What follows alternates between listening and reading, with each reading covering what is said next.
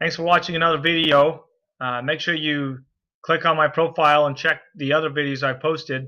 This is my most recent predictions for the 2018 election.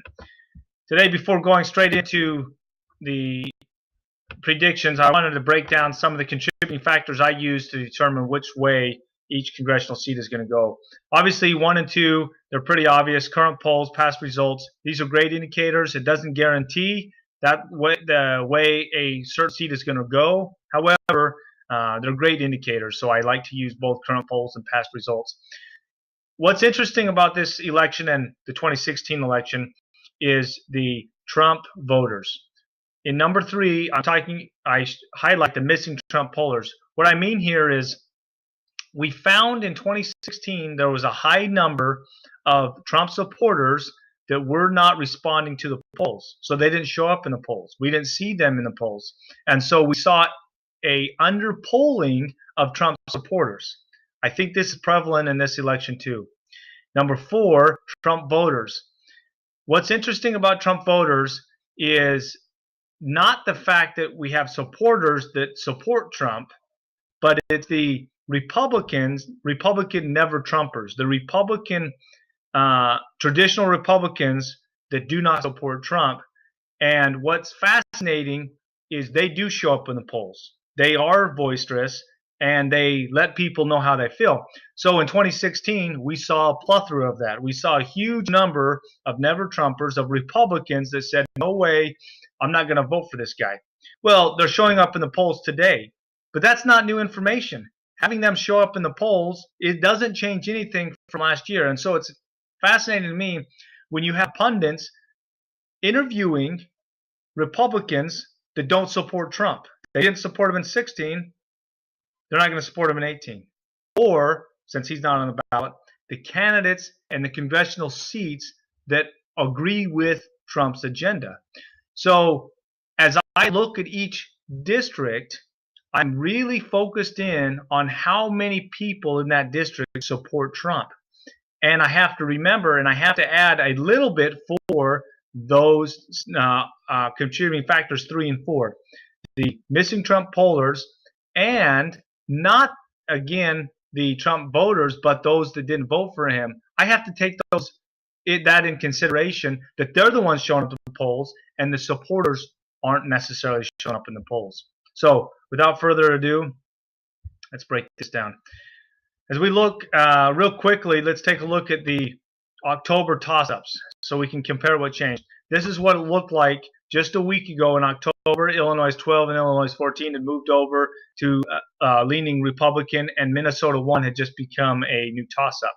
So today, after a week, we see there's been a big shift in new toss-ups. We see a handful of Democratic leaning seats that have moved into toss-up and a few Republican seats that have moved into toss-ups. New Jersey 7, Kentucky 6, and North Carolina 13, they moved out of the toss-ups and went 2 leaning Republican and 1 leaning Democrat. So I already shifted those over into those camps. So the next one is, instead of boring you and going through all the seats, these are the seats that last week and the week prior I had already predicted were either going to go into the Republican camp or the Democratic camp. And so I hurried and just moved those over for you, and we're going to break down 4 seats that I think are going to, that I had in the Democratic camp, that I think are going to go into the Republican camp, and then we're going to break out the new toss-ups this week. So starting with California 10. This one's an interesting one because the polls have been shifting. This has been a 3-point shift from the Democrat.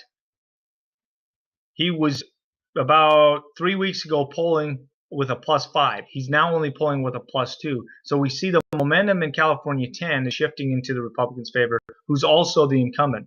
So for the past 3 weeks, I've been showing California 10 as a Democratic pickup. I think this is going to end up being a Republican pickup. In New Jersey 3, the Republican is leading the polls by 1, and this is a 3-point swing. In New Jersey 3, the Democrat was actually up by 2, and now the Republican is up by 1. This also was a Trump district. And so, given that information, I'm moving it from the Democratic camp over to the Republican camp. In Pennsylvania 1, this is also a Republican pickup that had been a Democrat. This is a current Republican seat. The Republican was polling with a +4, and today is polling with a +1. So I don't know that the momentum has shifted enough for the Democratic Party, and I'm going to keep this one. I'm going to move this one over to the Republican camp in Pennsylvania 1. For Washington 8, I've held this one the whole time as a Democratic pickup. The Republican in an Elway poll is leading by +10 points. However, there's massive early voting that's been going on, and the Republican Party has been doing a great job on early voting turnout in this current midterm across the country and not just in Washington 8.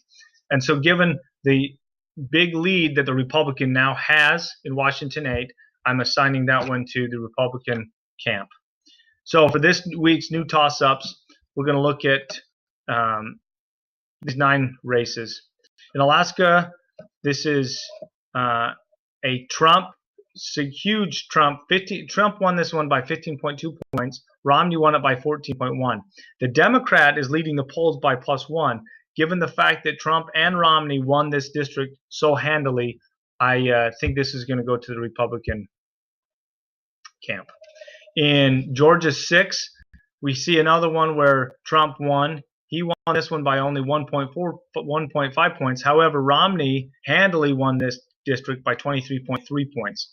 The Republican is leading by +4. I don't know if Georgia 6 should even be considered a toss-up, but it is.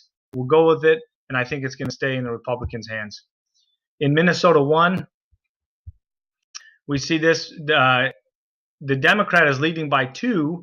However, Trump won by 14.9, and Obama won this one by 1.4. This was a New York Times Siena poll, and given that the Democrat is only up by 2, I think it's going to stay in the Republican camp. It's going to be a Republican pickup. It'll be Republican flip. There is no incumbent in this seat. It's an open seat. However, the Democrat originally had the Democratic Party held this seat prior to the election. In Minnesota 7, Trump won this by 30.8 points. Romney won it by 9.8, and there are no polls that I was able to find for this congressional district. Given the fact that President Trump won this one by such a significant margin, I think it's safe to say it's going to go to the Republican camp. In Montana, in this at-large, this is a fascinating one because the polls are very, very tight. Trump won this one by 20.6, and Romney won it by 13.7. I'm going to move this one to the Republican camp as well. In Nevada 4, the Democratic Party has been counting on this seat. Clinton won it by 4.9, and Obama won it by 10.7. The polls are close, and the Democrat is up by 2 points. Given that Clinton and Obama both won this one, I think this is going to stay in the Democratic camp for right now. In Pennsylvania 10, Trump won this by 8.9 points, and Romney won it by 6.6. New York Times gives the Republican a +2 advantage in the polls. This Pennsylvania 10, as of right now, I think stays in the Republican camp, or I should say flips into the Republican camp. And Pennsylvania 16, Trump won by +20. Romney won by 14.8. The Republican in the beginning of October led in the polls by +8. Just recently, ending in October 30th, the Democrat in a local poll is leading by +4. Given that Trump and Romney won it so handily, and the Republican in the New York Times Siena poll, which I give a little more weight than the local poll, was leading by +8, I'm going to keep this one in the Republican camp right now. So this is a significant shift over the last week on where we were. If we tally all these up and we break down where these camps have gone, today, I think the Democratic Party is going to end with 207 seats, where the Republicans will end with 228 and maintain control of the House. I would love to get your feedback on this video. This was a massive shift over this last week on the seats and which districts were going to land in which party. Please provide your comments, your thoughts.